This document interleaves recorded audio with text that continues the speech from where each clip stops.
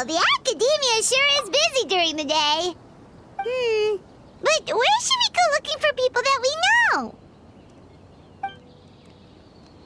Traveler, Paimon. Cyno! It's been so long since we last saw you! Welcome back to Sumeru City. I'm delighted to meet you again.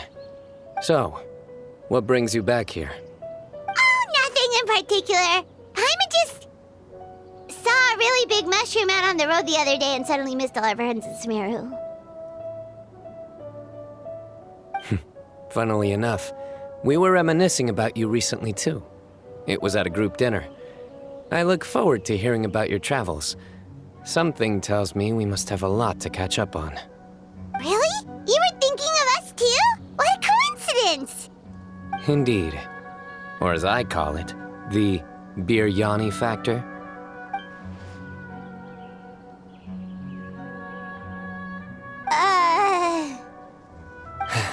You really want me to say the rest?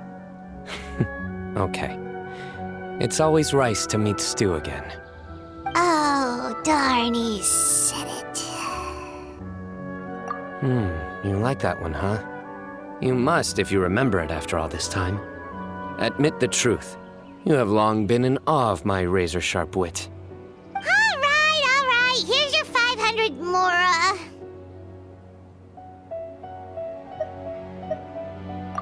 You're exaggerating. It's only 500 mora. Hey, 500 mora is still a lot of snacks to Paimon. All right. I'll treat you to some desserts later. Anyway, I'm actually investigating a case right now. My mind is focused on work, which is why I didn't complete the joke at first. A case? What happened? Nothing major. But after finding out who was involved, I decided, on reflection, to handle this one myself. Need any help? We only came here to hang out, so we've got the time. You may as well take us with you, and then when you're done, we can, you know... Such enthusiasm. Are you worried I'll forget about treating you to some sweets if you're not around to remind me? What? No! All right, was it really that obvious? Obvious enough. Still, it's a fine idea. You are the heroes of Sumeru. It makes perfect sense to work together. All right, follow me.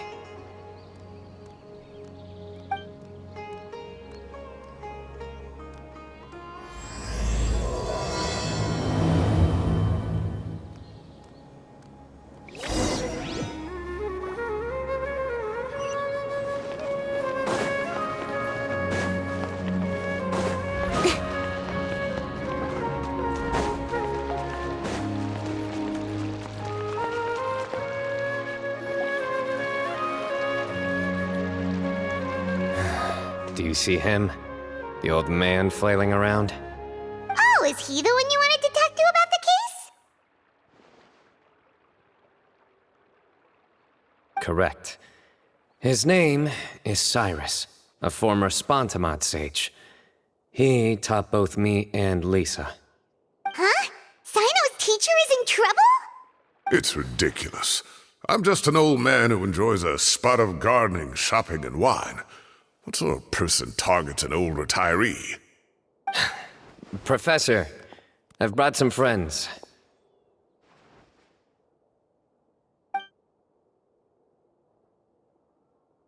Ah, Cyno. Now who do we have here? Hold on, let me think. A flying fairy dressed in white? A youth who does not seem to hail from this land? My goodness. You must be the legendary traveler in Paimon. I've heard all about what you've done for Sumeru. Wow, looks like we're really famous. I've told him about you before. You are my friends, after all. That's right. Let me summarize the situation. A couple of days ago, Professor Cyrus suddenly received a threat letter. A threat letter? Exactly. Who sends a threat letter to an old man like me, for goodness sake? This is the letter in question. Cyrus, I have uncovered your secret. If you wish to prevent it from going public, leave 10 million mora at the back door of the cafe. Secondly, don't come looking for me. You'll never find me. But I will always be watching you and all of your secrets. Finally, if you dare to report this to the Matra, there will be consequences. Wow, they sure didn't mince their words. Clearly, this person must be desperate for Mora.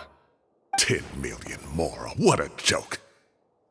I'm just a single retiree with nothing to my name beyond the tomatoes in my garden.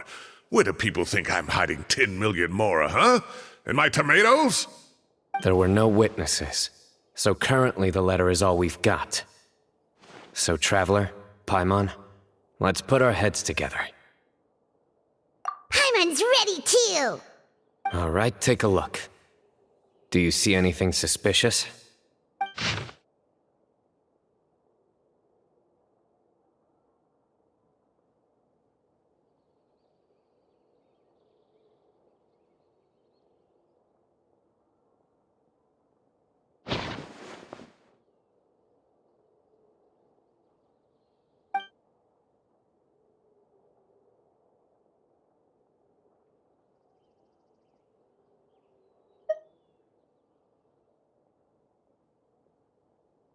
Yes. Some of the strokes are blurry.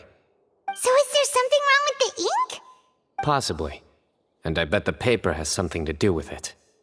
Most of the paper around here is much smoother than this, and the ink is absorbed quickly so it doesn't run.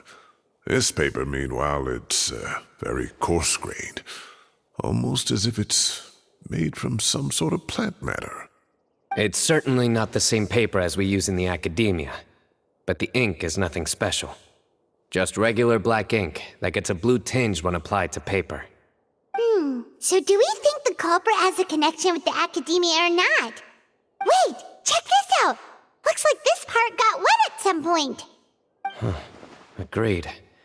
The staining suggests it was a colored liquid, not plain water. It also looks like it was wiped off with a damp cloth. A colored liquid, so... tea? Wine? Looks like we're thinking along similar lines. Let's go talk to Arof. There are some things I'll need him to take care of.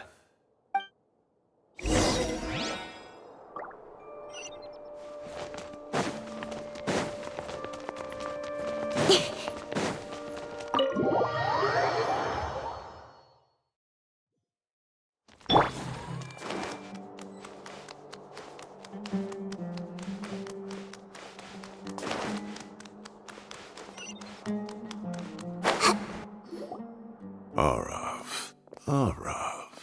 Ah, there he is.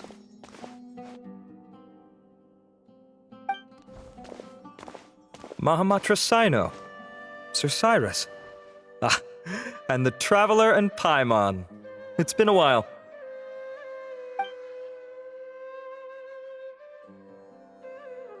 As such, I'm inclined to believe that the culprit in this case is a student at the academia. Somebody young and strapped for cash. Oh, one last thing. I'd start your investigation by taking a look at the cafes in the city. Oh, of course! You think the culprit spilled their coffee on the ladder, huh? They do look like coffee stains to me. Also, if I'm not mistaken, the letter is written on a type of scented paper that has aromatics added during the manufacturing process. The kind often provided as writing material for customers in cafes and taverns. Ah, of course. Yes, like they sell in the gift shops. I remember now. Zaha Hadi bought some a while back. She said she was going to use it as wrapping paper for a vase. Understood. I'll assemble a team to investigate the points of interest immediately. You have my gratitude. One last thing. Send some Matra to guard the entrances and exits of Sumeru City. And change into plain clothes. Don't let them see you coming. Will do.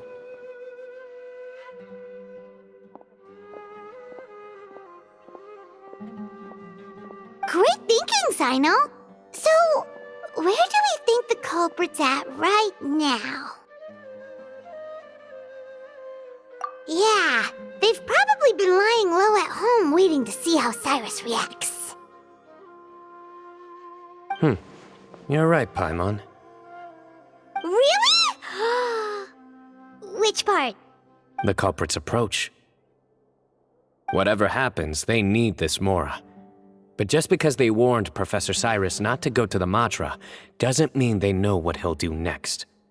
So, like you said, they need to wait and see. And crucially, the culprit said they'd be watching the professor's every move. Huh? Wait, are you saying...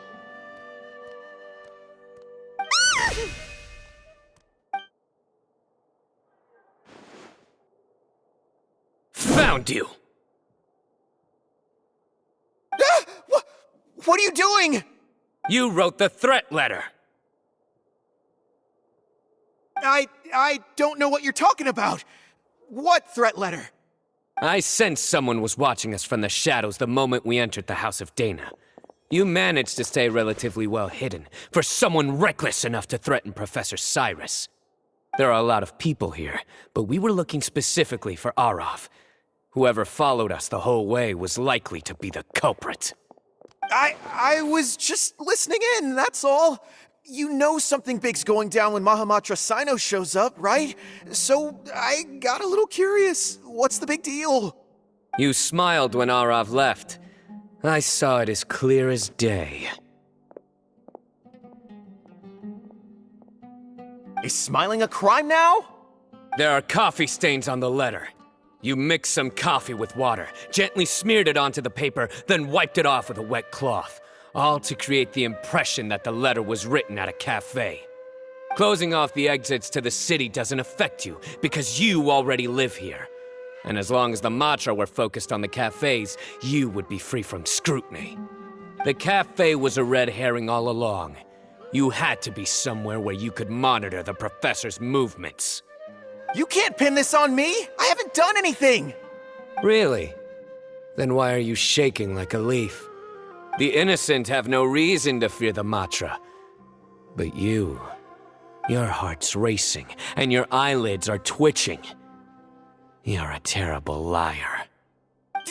I would never... Don't try anything or you'll pay the price. Now come with me.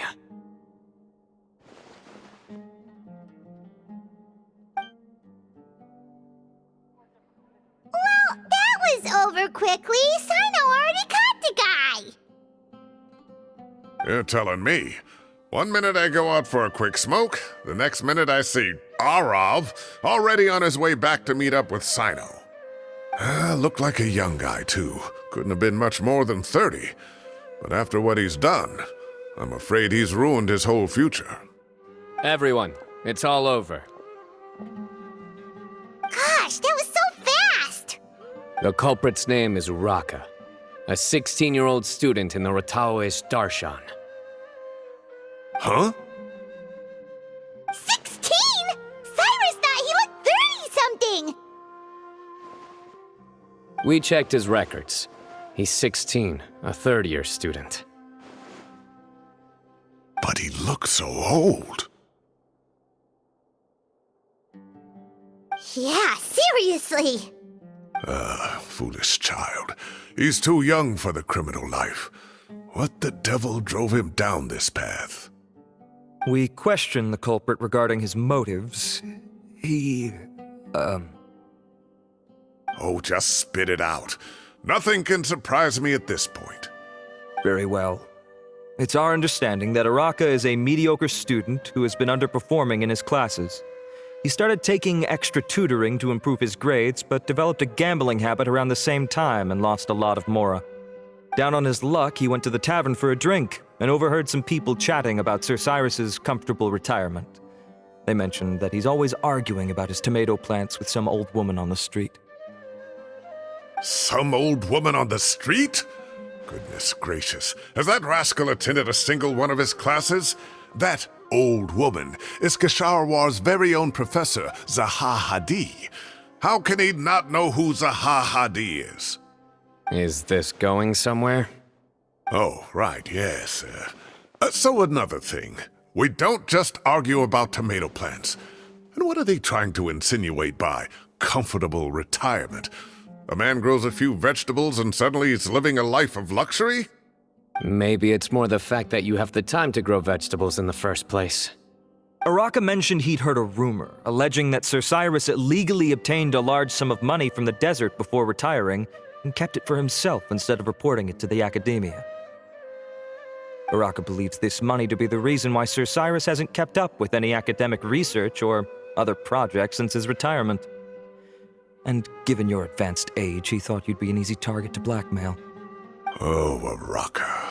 I'm at a loss for words. I'm so angry I don't know where to start.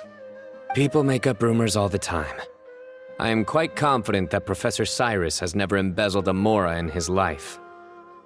Arav, you'll have to find some excuse to interrogate Araka again later. I need you to deliver a few firm fistfuls to him on my behalf. I completely understand how you feel, Sir Cyrus, but I'm afraid that course of action goes against the Matra's principles. Professor, there's no need to be childish about this. Oh, come on. I was clearly joking. Okay. Where does this go from here? The academia will determine the appropriate disciplinary action against the student.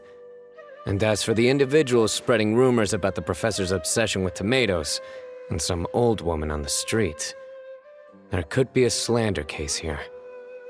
The Matra will continue to investigate. Who said I'm obsessed with some old woman on the street? Mind your wording or you'll start a whole new rumor. You seem confused. Oh, don't you understand?